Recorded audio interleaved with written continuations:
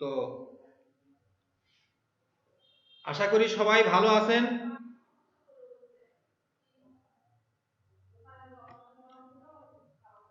আমার পরিচিতি সবাই তো জানেন, তাই আর নতুন করে আমার পরিচয় পর্ব দিলাম না। তারপরেও নতুন যারা আছেন তারা হয়তো ভাববেন যে আমি পরিচয় তো জানি না। আমি মোহাম্মদ আবু সাইদ, অ্যাডভান্স আইসিটি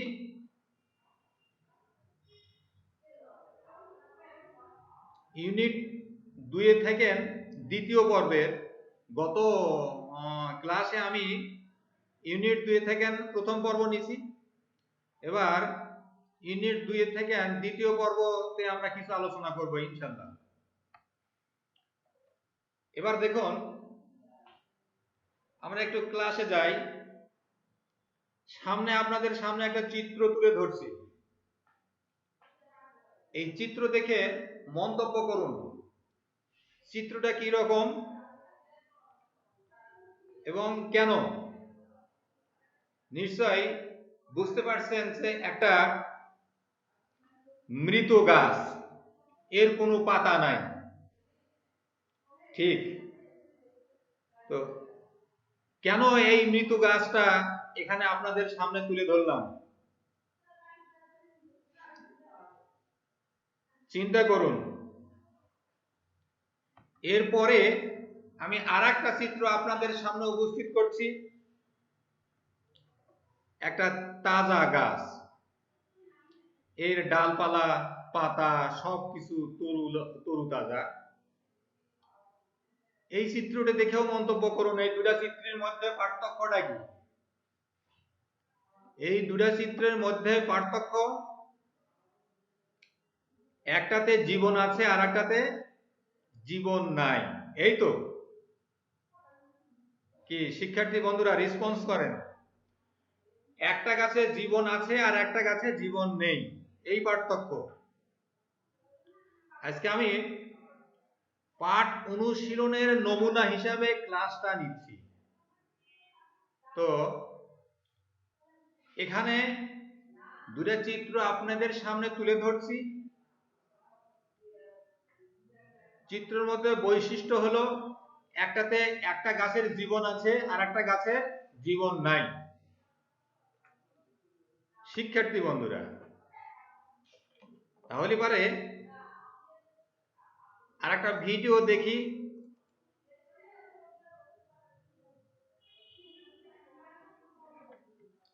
ভিডিওটা দিয়ে অবশ্যই অনুমান করছেন আমি কি ভিডিওটা দিয়ে আপনাদের সামনে দিছি।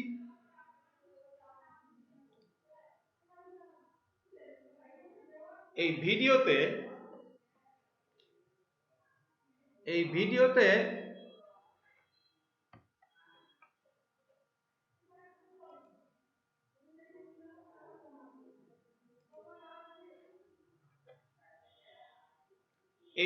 দেখে একটাই অনুমান করেন যে একটা বডির ভিতরে কি জিনিসটা আছে সে চলে যাচ্ছে। তিনটা চিত্র আপনাদের সামনে, দুটা চিত্র এবং একটা ভিডিও উপস্থাপন করছি। এর মাধ্যমে বুঝতে পারা যাবে যে একটার ভিতরে জীবন আছে আর একটার ভিতরে জীবন নেই।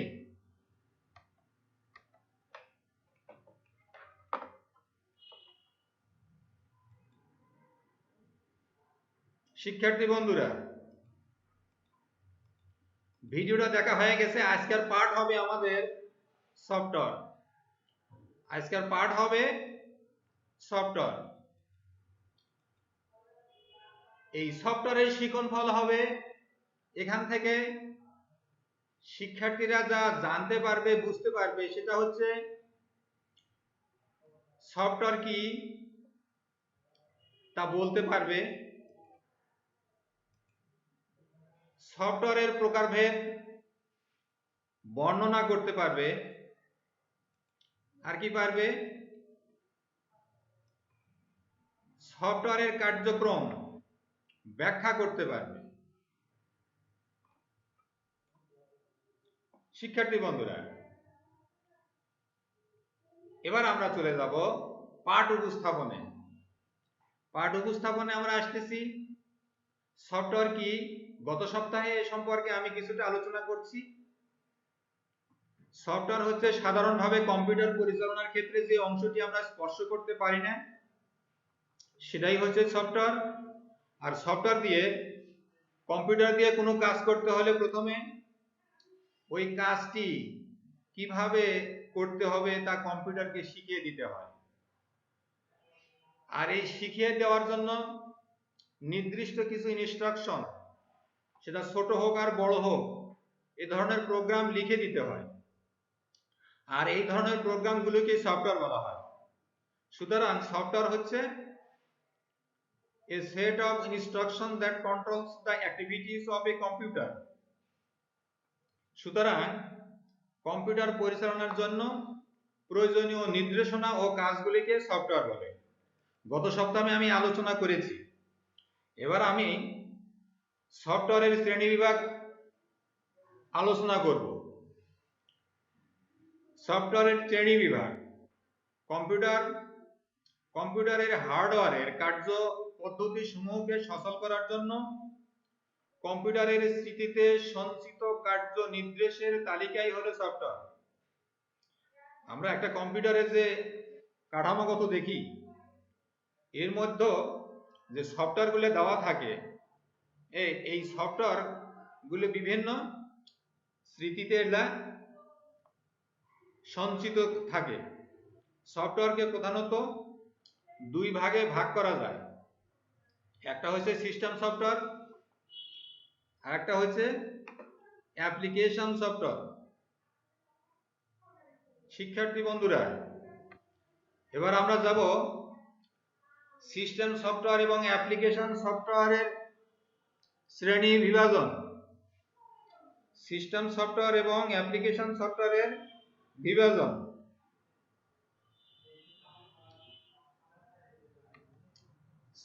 সফটওয়্যার,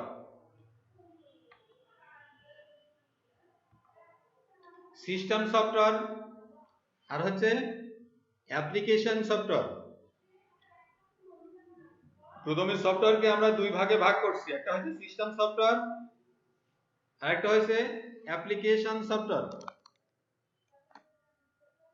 এই সিস্টেম সফটওয়্যারকে আবার আমরা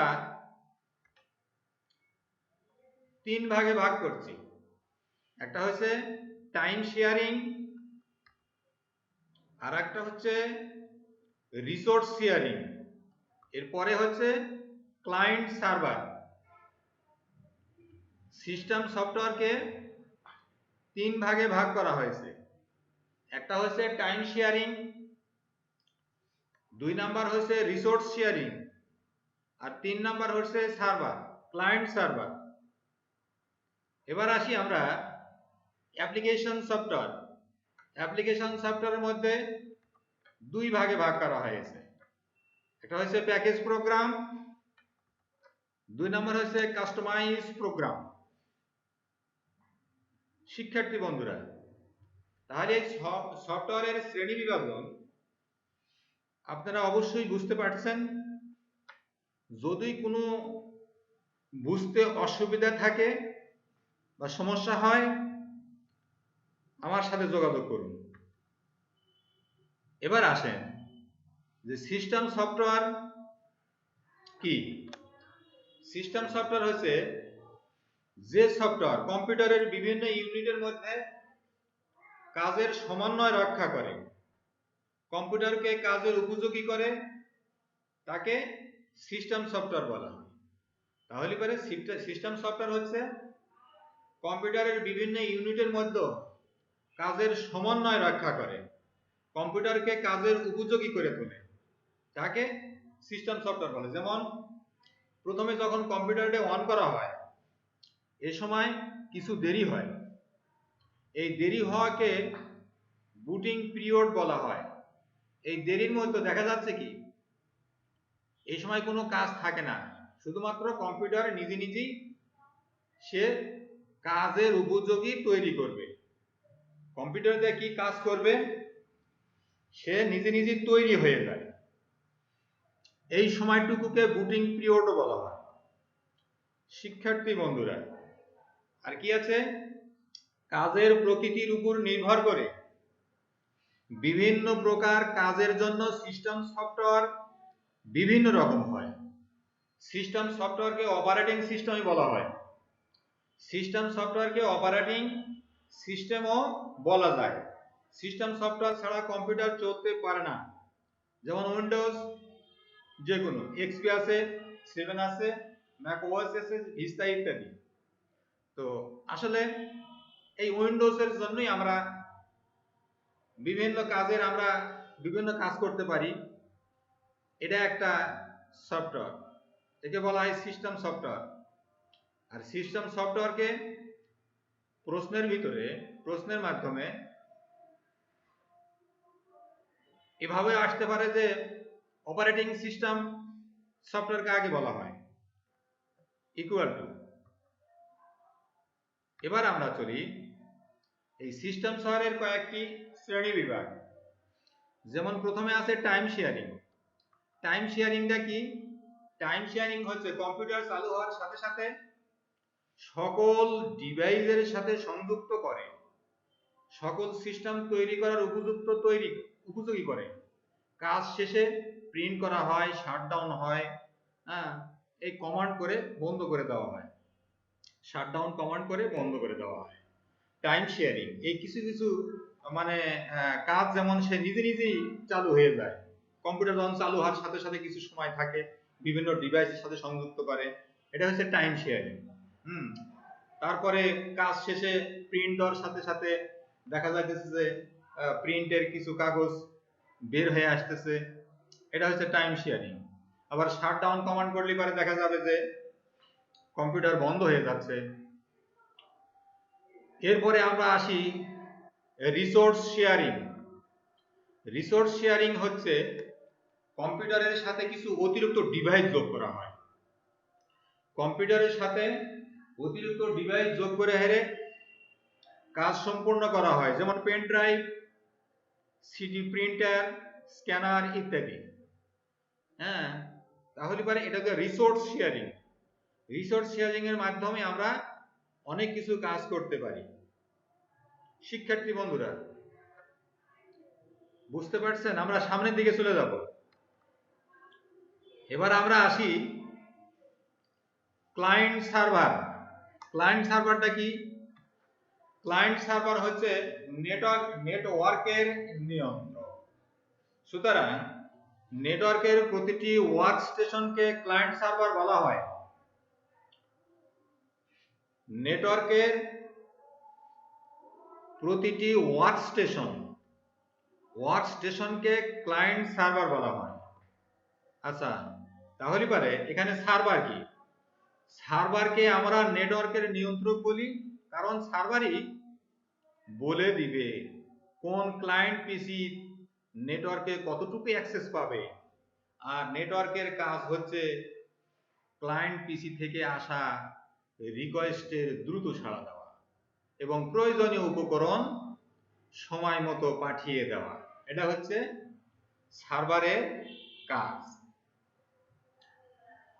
আর অতএব নেটওয়ার্কের প্রতিটি ওয়ার্ক স্টেশনকে ক্লায়েন্ট, নেটওয়ার্কের প্রতিটি ওয়ার্ক স্টেশনকে ক্লায়েন্ট। যেমন আমি এখানে আমার পিসিতে যে কার্যগুলো করছি, এটা হচ্ছে আমি ক্লায়েন্ট ওয়ার্ক স্টেশন। আমি এখানে কাজ করতেছি, এটাই হচ্ছে ওয়ার্ক স্টেশন। আপনারা প্রতিটি মোবাইল বা ল্যাপটপে যে অবস্থানে আছেন, আপনারা একটা ওয়ার্ক স্টেশনে আছেন, ওয়ার্ক ক্লায়েন্টে আছেন। সার্ভারের কাজ কি? সার্ভার হচ্ছে এই নেটওয়ার্কের যে সমস্ত অ্যাক্সেস বা মানে নেট যতটুকু আছে, এটা অ্যাক্সেস গুলো তার পিসিতে পৌঁছে দেওয়া, এটা হচ্ছে সার্ভারের কাজ। আমরা মাঝে মাঝে বলে থাকি সার্ভার নষ্ট হয়ে গেছে, আজকে নেট পাচ্ছে না। সার্ভারই নষ্ট। আপনার অ্যাক্সেস পাবেন কিভাবে? এটাই হচ্ছে মূল কারণ। শিক্ষার্থী বন্ধুরা, আমরা এবার চলে যাব সফটওয়্যারের স্বত্বাধিকার বলতে কি বুঝেন। সফটওয়্যারের স্বত্বাধিকার হচ্ছে মানুষ তার কাজের স্বীকৃতি চায়। মানুষ তার কাজের স্বীকৃতি চায়, তার কোনো আবিষ্কার বা সৃষ্টি তার পরিচয়ে পরিচিত হোক বা তার অনুমতি ছাড়া অন্যেরা তার কোনো সৃষ্টিকে ব্যবহার না করুক, এটা যে কোনো আবিষ্কারক চান। অন্য কেউ যদি তার সৃষ্টিকে নিয়ে নিজের বলে দাবি করে অথবা বিনা অনুমতিতে ব্যবহার করে, তবে সে দুঃখ পায় বা মনে কষ্ট পায়। আর এর থেকে পরিত্রাণ পেতে যে তার সৃষ্টির স্বকীয়তা দাবি করতে পারে, এটি তার একটা অধিকার। এই স্বকীয়তা প্রতিষ্ঠার অধিকারকে স্বত্বাধিকার বা কপিরাইট বলা হয়। আপনাদের প্রশ্ন আসতে পারে কপিরাইট কাহাকে বলে বা স্বত্বাধিকার কাহাকে বলে।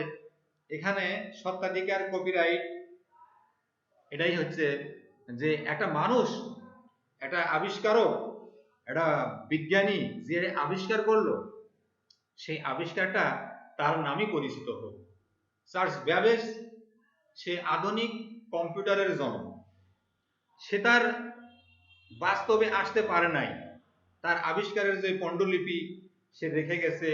পরবর্তী বিজ্ঞানীরা ইচ্ছা করলে তাদের নাম দিয়েও প্রকাশ করতে পারতো, কিন্তু তা দেন নাই, না দিয়ে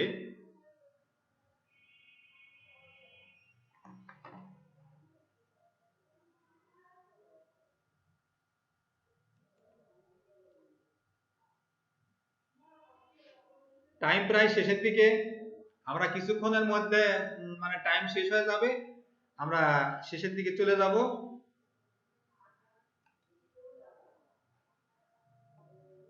টাইম আউট শেষ।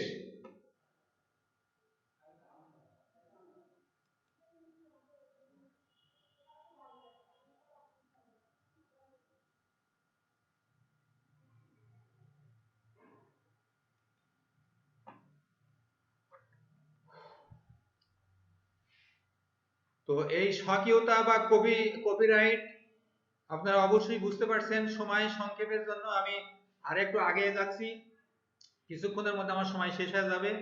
সফটওয়্যার কি, মূল্যায়ন আমরা নিচ্ছি। সফটওয়্যার কি এ সম্পর্কে কিছু বলতে পারবেন?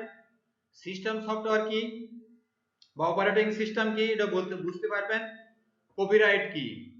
এই তিনটে প্রশ্নের উত্তর আপনারা অবশ্যই বুঝতে পারবেন, উত্তর দিতে পারবেন আশা করি। এরপরে আমরা চলে যাব কিছু বাড়ির কাজ নিয়ে। বাড়ির কাজটা থাকবে সিস্টেম সফটওয়্যার এবং অ্যাপ্লিকেশন সফটওয়্যারের মধ্যে পার্থক্য নির্ণয় করুন।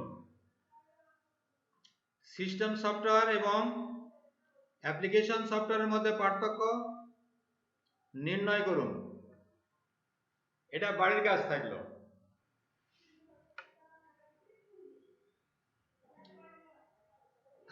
হাতের কাছে অবশ্যই কলম খাতা রয়েছে, আশা করি সবাই লিখে নিয়েছেন। সিস্টেম সফটওয়্যার এবং অ্যাপ্লিকেশন সফটওয়্যারের মধ্যে পার্থক্য নির্ণয় করুন।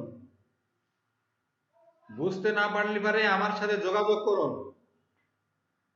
আর কোনো প্রশ্ন না থাকলে আমি সবাইকে ধন্যবাদ দিয়ে শেষ করব। আল্লাহ হাফেজ। পরবর্তী ক্লাসের জন্য প্রস্তুত হন। 1 নাম্বার আইডি দিয়ে আবার ঢুকবেন। আল্লাহ হাফেজ।